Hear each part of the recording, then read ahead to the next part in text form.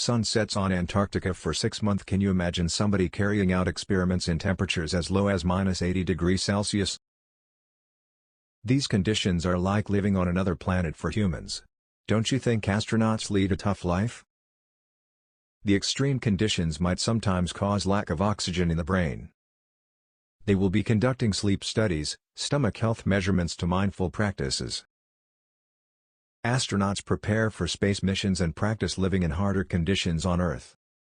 This is done to understand how to cope up with living in extreme isolation.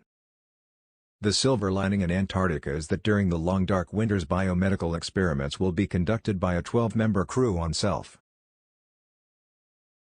It is said that every dark cloud has a silver lining. The whole continent will be in darkness for the next half year after the final sunset on May 3, 2022.